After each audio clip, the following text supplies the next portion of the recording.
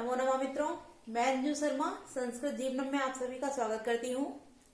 तो जैसा कि मित्रों हम लोगों ने कल क्लियर किया था, क्योंकि अभी तक हम लोग जो अपने साहित्य की कक्षा में अध्ययन कर रहे थे वो किरातार्जुनीयम भारवीकृत प्रथम जो महाकाव्य है किरातार्जुनीयम उसके प्रथम सर्ग का अध्ययन कर रहे थे।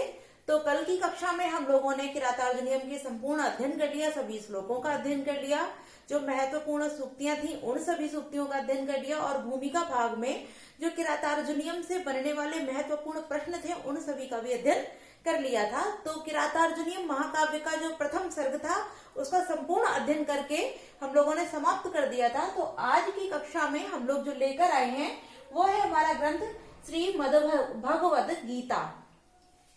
अब जैसा कि एलटी और पीजीटी की क्लास में हम लोगों की जो परीक्षाएं होती हैं वहां गीता के जो श्रीमद् भगवद गीता है उसके द्वितीय अध्याय अर्थात सांख्य योग को हमारे पाठ्यक्रम में सम्मिलित किया गया है।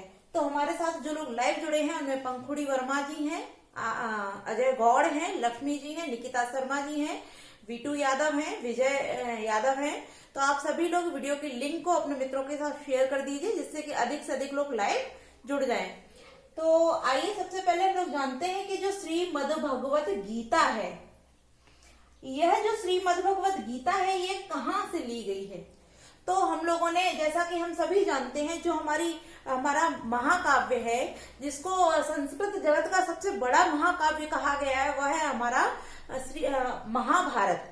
तो महाभारत में जैसा कि 18 पर्व हैं और उस 18 पर्वों में से जो छठवां पर्व हमारा भीष्म पर्व है उस भीष्म पर्व के अंतर्गत ही श्रीमद् भगवद गीता का वर्णन किया गया है। अर्थात जो महाभारत के 18 पर्व हैं उन 18 पर्वों में से जो छठवां पर्व भीष्म पर्व है उसमें श्रीमद् भगवद गीता का वर्णन किया गया है। अब जिस प्रकार हमने देखा कि जो महाभारत है हमारा उसमें 18 पर्व हैं, उसी प्रकार जो हमारी श्रीमद् भगवद गीता है उसमें कुल 18 अध्याय हैं। अर्थात महाभारत में जो महाभारत है वो पर्वों में निबद्ध है और वहां 18 पर्व है और उनमें से जो छठवां पर्व है वहां भीष्म पर्व उसमें से गीता ली गई है और गीता के अंतर्गत भी जो अध्याय हैं उन अध्यायों की संख्या 18 है। तो गीता में भी 18 ही अध्याय हैं। अब हम जानते हैं कि जो गीता है हमारी गीता के रचनाकार अर्थात गीता के जो रचयिता हैं वो कौन है। तो जिस प्रकार हम जानते हैं कि महाभारत की जो रचना है वो महर्षि वेद व्यास ने की है। वेद व्यास जो महर्षि हैं उनके द्वारा जो हमारी महाभारत है उसकी रचना की गई है। तो क्योंकि गीता के महाभारत के अंतर्गत ही महाभारत के छठवें पर्व अर्थात भीष्म पर्व में गीता का वर्णन है, तो इस कारण से जो गीता के रचयिता हैं वो भी कौन हो जाते हैं, वेद व्यास। अर्थात गीता के रचनाकार जो हैं या रचयिता जो हैं वो भी वेद व्यास महर्षि वेद व्यास ही होते हैं। अब क्योंकि हम लोगों ने रचनाकार जान लिया और महाभारत की रचना, अब जो वेद व्यास हमारे महर्षि वेद व्यास हैं उनको हम किसी अन्य नाम से भी जानते हैं। अब वो नाम कौन सा है तो मैं बताती हूँ। जो महर्षि वेद व्यास हैं उनको हम कृष्ण द्वैपायन के नाम से भी जानते हैं, कृष्ण द्वैपायन। अब क्योंकि जो महाभारत है और महाभारत में जो गीता वर्णित है तो गीता के जो वक्ता हैं और श्रोता हैं, तो गीता के वक्ता हैं वो श्री कृष्ण है। अर्थात गीता जो कही गई है वो श्री कृष्ण के द्वारा कही गई है और जो श्रोता हैं तो वह सुनने वाले कौन है, जो श्रोता थे वो अर्जुन थे। क्योंकि जब अर्जुन को मोह उत्पन्न हुआ था उस समय उनके मोह को दूर करने के लिए भगवान श्री कृष्ण ने गीता का उपदेश भीष्म पर्व में अर्जुन को दिया था। तो यह क्योंकि हम लोग भूमिका भाग का अध्ययन कर रहे हैं और भूमिका भाग से कई प्रश्न पूछे जाते हैं तो इसलिए हम महत्वपूर्ण जो भी हमारे गीता के भूमिका भाग से प्रश्न बन सकते हैं मैं उन सभी प्रश्नों को आप सभी के समक्ष लेकर आई हूँ। तो अब जैसे कि हम लोगों ने जान लिया कि श्रीमद् भगवद जो गीता है उसमें कुल 18 अध्याय हैं। अब उन 18 अध्यायों के नाम क्या हैं और उनमें श्लोक संख्या क्या क्या है वह भी देखते हैं। और अगर आपसे संपूर्ण गीता के विषय में पूछा जाता है कि संपूर्ण गीता में श्लोकों की जो संख्या है वो कितनी है, तो जो संपूर्ण गीता में श्लोकों की संख्या है वो कुल 700 श्लोक हैं। अर्थात गीता में कुल 700 श्लोक दिए गए हैं। अब वो किस प्रकार से दिए हैं तो उसको भी हम जान लेते हैं, क्योंकि 18 अध्याय हैं। हालांकि हम लोगों को अध्ययन जो करना है वह द्वितीय अध्याय जो कि हमारा सांख्य योग है इसका अध्ययन करना है, किंतु हमारे जो अध्यायों के नाम होते हैं यह भी बहुत ही महत्वपूर्ण होते हैं। और कई बार ऐसा हुआ है कि द्वितीय अध्याय को छोड़कर भी अन्य कई अध्यायों के नाम परीक्षा में पूछ दिए जाते हैं। जैसे कि जो हमारा 15वां अध्याय है पुरुषोत्तम योग, इसको भी पूछा गया है परीक्षा में कि जो गीता है उसके 15वें अध्याय का नाम क्या है, तो इसका नाम जो पुरुषोत्तम योग है। इसी प्रकार से इनके जो अन्य अध्याय हैं उनमें से भी कभी कभी अध्यायों के नाम पूछ देते हैं, तो हम अध्यायों के नाम और उसके साथ साथ जो उसकी श्लोक संख्या है इसको भी जानते चलते हैं। तो जैसे कि मद् भगवत गीता में कुल 18 अध्याय हैं, तो प्रथम जो अध्याय है वो कौन सा है, अर्जुन विषाद योग। अर्जुन विषाद योग, क्योंकि मैंने अभी आपको बताया जो गीता थी, गीता को कृष्ण ने तब कहा था जब अर्जुन ने मोह के कारण युद्ध करने से मना कर दिया था और अर्जुन को विषाद अर्थात मोह उत्पन्न हो गया था। तब अर्जुन के मोह को दूर करने के लिए भगवान श्री कृष्ण जी अर्जुन से गीता के उपदेश को कहते हैं। तो इसीलिए इसका जो प्रथम अध्याय है उसका नाम है अर्जुन विषाद योग, और इसमें जो श्लोकों की संख्या है वह है कुल 47 अर्थात 47। इस पहले अध्याय में श्लोकों की संख्या 47 है और इसका नाम है अर्जुन विषाद योग। ये भी बहुत महत्वपूर्ण है। अब ये महत्वपूर्ण क्यों है, क्योंकि यह गीता का सबसे प्रथम अध्याय है, इसलिए ये सबसे महत्वपूर्ण अध्याय हो जाता है। अब जो इसका द्वितीय अध्याय है वह है सांख्य योग। सांख्य योग जिसका कि हम लोगों के अपने पाठ्यक्रम में अध्ययन करना है, तो वह इस कारण यह हमारा जो अध्याय है यह भी बहुत महत्वपूर्ण अध्याय हो जाता है, क्योंकि यही हमारे पाठ्यक्रम में सम्मिलित है। तो इस अध्याय से ही कई प्रश्न हम लोगों को पूछे जा सकते हैं और पूछे जाते हैं, क्योंकि हमारे जो पाठ्यक्रम में सम्मिलित है वह हमारा द्वितीय अध्याय है सांख्य योग। तो इसमें जो श्लोक संख्या है वह है 72, तो इसलिए प्रथम और द्वितीय दोनों ही बहुत महत्वपूर्ण हो जाते हैं। अब जो तृतीय अध्याय है उसका नाम है कर्म योग। कर्म योग, और उसमें जो श्लोकों की संख्या है वह है 43। अगला जो हमारा अध्याय होता है, चौथा जो अध्याय है उसका नाम है ज्ञान कर्म संन्यास योग। ज्ञान कर्म संन्यास योग, तो इसमें जो श्लोकों की संख्या वो कुल कितनी है, वह कुल 42 श्लोकों की संख्या है। अब जो हमारा 5वां अध्याय है गीता का उसका नाम है कर्म संन्यास योग। कर्म संन्यास योग, और इसमें जो श्लोकों की कुल संख्या है वह है 29। ठीक है। अब जो हमारा 6वां अध्याय है वो कौन सा है, आत्म संयम योग। आत्म संयम योग। अब जैसे कि हमने जाना कि प्रथम अध्याय है अर्जुन विषाद योग, उसके बाद है सांख्य योग, उसके बाद तीसरा जो है वो है कर्म योग, चौथा हमारा है ज्ञान कर्म संन्यास योग, पांचवा है कर्म संन्यास योग, और छठवां जो हमारा है वह आत्म संयम योग। और इसमें जो श्लोकों की संख्या है वह कितनी है, वह है कुल 47। अगला जो हमारा 7वां अध्याय है उसका नाम है ज्ञान विज्ञान योग, और इसमें श्लोकों की संख्या कुल 30 है। अब अगला हम देखते हैं कि अगला हमारा जो अध्याय है 8वां, उसका नाम क्या है, तो उसका नाम है अक्षर ब्रह्म योग। अक्षर ब्रह्म योग, और इसमें श्लोकों की कुल संख्या है 28। अब हमारा जो 9वां अध्याय है उसका नाम है राज विद्या राजगुह योग। राज विद्या राजगुह योग, और इसमें जो श्लोकों की संख्या है वह हमारी 34 है। अब हम अपने 10वें अध्याय की तरफ बढ़ते हैं। जो 10वां अध्याय है उसका नाम क्या है, उस अध्याय का नाम है विभूति योग, और इसमें जो श्लोकों की संख्या है वह है कुल 42। अब जो हमारा 11वां अध्याय है ये बहुत ही महत्वपूर्ण अध्याय है। ये महत्वपूर्ण क्यों है? क्योंकि इस 11वें अध्याय का नाम देखिए, सबसे पहले क्या लिखा हुआ है?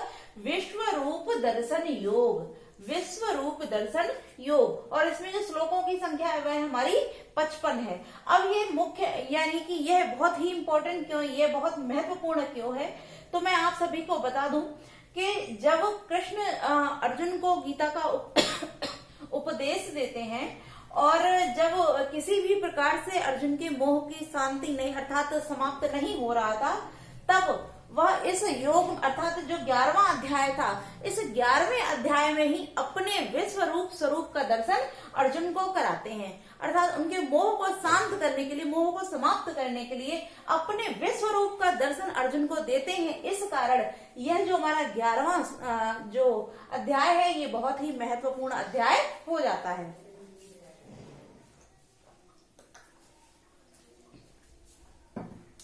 अब हमारा जो अगला 12वां अध्याय है, इसका नाम है भक्ति योग और इसमें कुल 20 श्लोक संख्या होती है। अगला जो 13वां अध्याय है, 13वें अध्याय का नाम है क्षेत्र क्षेत्रज्ञ विभाग योग। क्षेत्र क्षेत्रज्ञ विभाग योग और इसमें जो श्लोकों की संख्या है वह श्लोक संख्या कुल 34 है। अगला जो हमारा है 14वां अध्याय, इसका नाम है गुण त्रय विभाग योग और इसमें जो श्लोकों की संख्या है वह है कुल 27। अगला हमारा जो 15वां है वह है पुरुषोत्तम योग और यह एलटी की परीक्षाओं में पूछा भी जा चुका है कि जो गीता है उसके 15वें अध्याय का नाम क्या है। तो आप सभी लोग बहुत ही अच्छे से इन सारे अध्यायों को जो खास करके जो बहुत मुख्य महत्वपूर्ण हैं उनको अवश्य याद कर लीजिएगा, क्योंकि इनको अधिकांशतः परीक्षाओं में पूछा जाता है।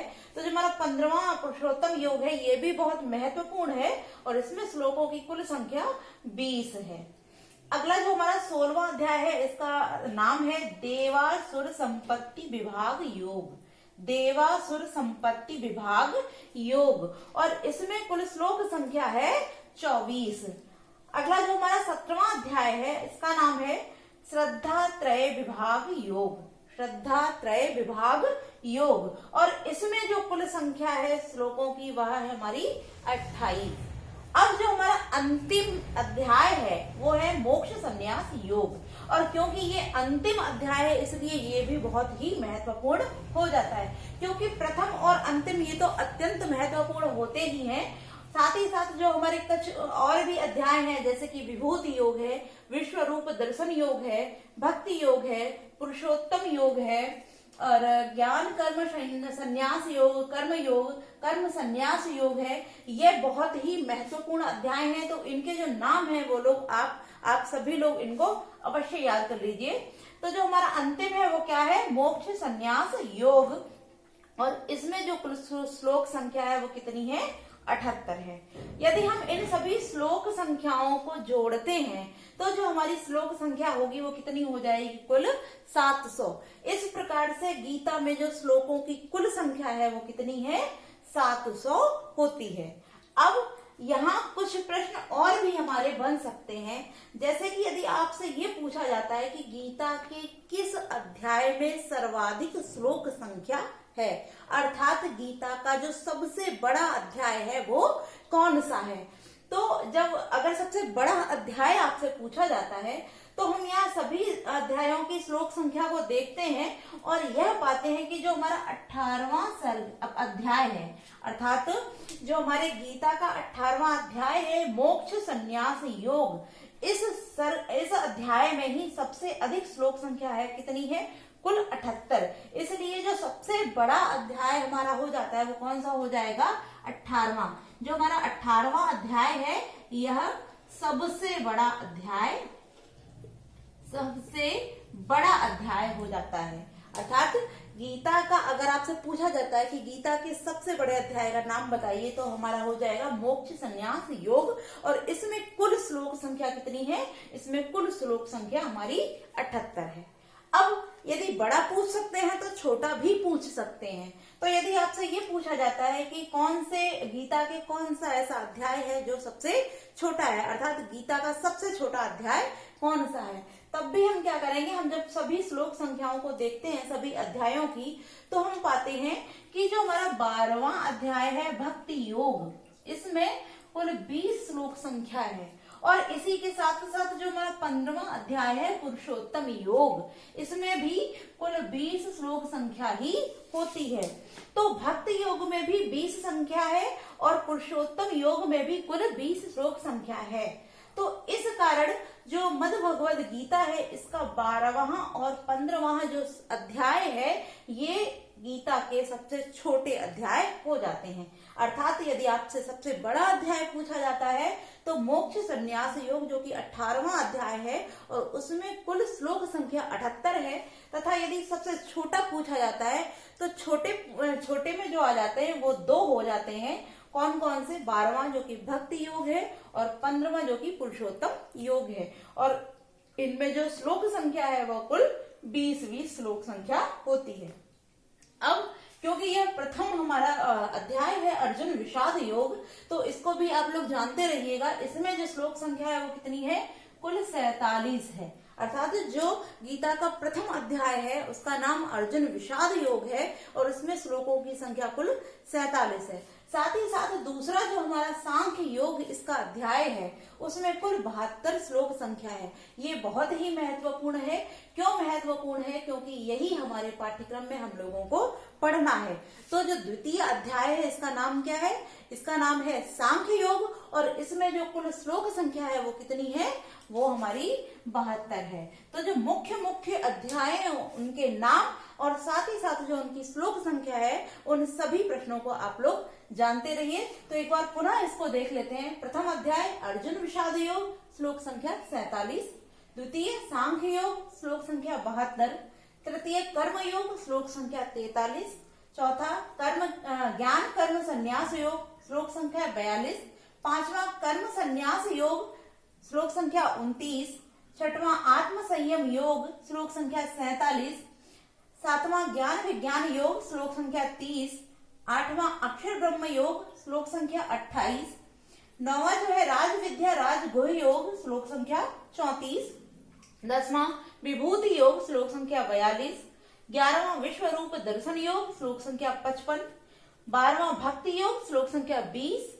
13वां क्षेत्रज्ञ विभाग योग, श्लोक संख्या 34। 14वां गुणत्रय विभाग योग, श्लोक संख्या 27 और 15वां पुरुषोत्तम योग, श्लोक संख्या 20। 16वां देवासुर संपत्ति विभाग योग, श्लोक संख्या 24। 17वां श्रद्धात्रय विभाग योग, श्लोक संख्या 28 और 18वां जो है वो है मोक्ष संन्यास योग, श्लोक संख्या 78। अब इन टोटल हो जाते हैं हमारे 700 श्लोक। आप सभी लोग स्क्रीनशॉट ले लीजिए, जिससे कि अगर अभी नहीं भी याद कर पाए हो तो आप स्क्रीनशॉट लिए रहेंगे तो आप इसको बाद में देखकर इसका अध्ययन कर सकते हैं। ठीक है, तो अब हम लोग क्योंकि हम लोगों ने सभी अध्यायों के नाम जान लिए हैं और उसमें श्लोक संख्या तथा सबसे बड़ा अध्याय और सबसे छोटे अध्यायों को भी जान लिया है, तो हम आगे बढ़ते हैं इसी में। अब यदि आपसे पूछा जाता है, क्योंकि आप लोगों ने स्क्रीनशॉट लिया होगा तो मैं इसको अब हटा देती हूँ, क्योंकि हमारे जो महत्वपूर्ण अन्य भी प्रश्न बनते हैं तो उनको मैं लिख सकूं।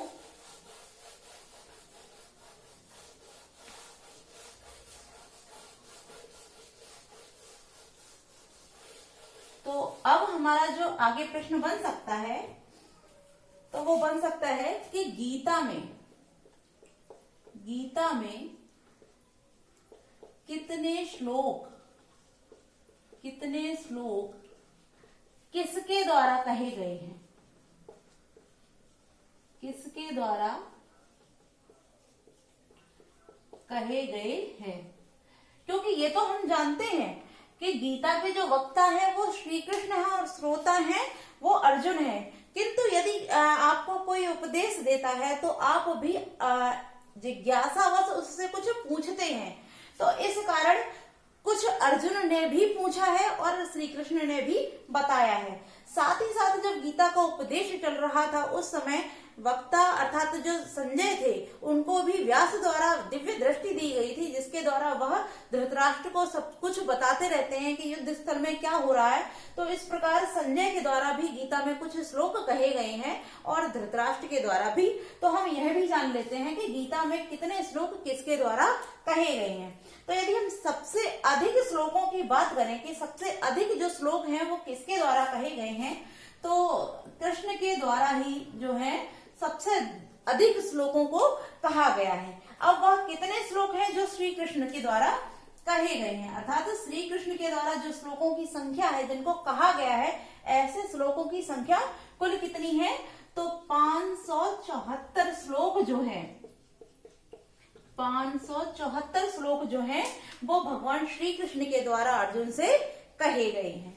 ठीक है, अब क्योंकि श्री कृष्ण के द्वारा और कुल जो श्लोक संख्या है वो कितनी है, 700 है, तो बाकी श्लोक कौन कहता है, तो जो अर्जुन के द्वारा कहे हुए श्लोक हैं, अर्जुन द्वारा उन श्लोकों की कुल संख्या कितनी है, तो अर्जुन ने जिन श्लोकों को बोला है उनकी संख्या है 84, अर्थात 84 श्लोक जो हैं वो अर्जुन के द्वारा कहे गए हैं। अब क्योंकि मैंने अभी आप सभी को बताया कि संजय के द्वारा भी कुछ श्लोकों को कहा गया है, तो संजय के द्वारा जो श्लोक कथित हैं उनकी संख्या कितनी है, उनकी संख्या है कुल 41 श्लोक जो है वो संजय के द्वारा कहा गया है। ठीक है, अब यहाँ जो हमारे श्लोक बचते हैं वो श्लोक संख्या बचती है केवल 1, श्लोक संख्या 1 बचती है, और जिसके वक्ता कौन है, जिसके वक्ता है धृतराष्ट्र। अर्थात जो श्लोक हैं गीता में, श्लोक 700 हैं, जिनमें सर्वाधिक जो श्लोक हैं 574 श्लोक, इनके जो वक्ता हैं वो श्री कृष्ण है, और जिज्ञासावश जो प्रश्न पूछे गए हैं उनको जो कहा गया अर्थात अर्जुन के द्वारा जो श्लोक कहे गए हैं उनकी कुल संख्या है 84, और 41 श्लोकों का जो वाचन है अर्थात 41 श्लोकों को कहने वाले संजय है, और मात्र 1 श्लोक को कहने वाले कौन है, धृतराष्ट्र। अर्थात धृतराष्ट्र के द्वारा जो श्लोक कहे गए हैं गीता में उसकी संख्या कुल 1 है। यदि आपसे पूछा जाता है कि गीता में सर्वाधिक श्लोक जिसके द्वारा कहे गए वो कौन है, तो भगवान श्री कृष्ण के द्वारा सर्वाधिक श्लोक कहे गए हैं, और यदि आपसे पूछा जाता है कि सबसे कम श्लोक किसके द्वारा कहे गए हैं, तो वो हमारे हो जाते हैं धृतराष्ट्र। अर्थात धृतराष्ट्र के द्वारा सबसे कम श्लोकों को कहा गया है। अब यदि आपसे पूछा जाए कि धृतराष्ट्र ने सबसे कम श्लोक कहे हैं, तो वह श्लोक अर्थात जब हमारी गीता आरंभ होती है तो आरंभ में ही जो प्रथम श्लोक कहा गया है वह प्रथम श्लोक के वक्ता ही धृतराष्ट्र हैं। अर्थात जो पहला श्लोक गीता में वर्णित है, प्रथम अध्याय का प्रथम श्लोक जो है वो धृतराष्ट्र के द्वारा ही कहा गया है। तो आज हम लोगों ने अपने भूमिका भाग में जो महत्वपूर्ण प्रश्न थे उन काफी प्रश्नों को जाना है, और कल की कक्षा भी हम लोगों की गीता की भूमिका भाग से ही रहेगी, उसमें भी हम कई जो महत्वपूर्ण प्रश्न हैं उनको जानेंगे। तो आज के लिए हम गीता के भूमिका भाग को इतना ही रखते हैं, और कल की कक्षा में गीता के जो अन्य भूमिका भाग से महत्वपूर्ण प्रश्न बन सकते हैं उन सभी प्रश्नों को आप सभी के सम्मुख लेकर उपस्थित होंगी। तो आज के लिए इतना ही। आप सभी को वीडियो अच्छी लगी तो वीडियो को लाइक कीजिए, जिन लोगों ने अभी तक चैनल को सब्सक्राइब नहीं किया चैनल को सब्सक्राइब कीजिए। तो आज के लिए इतना ही।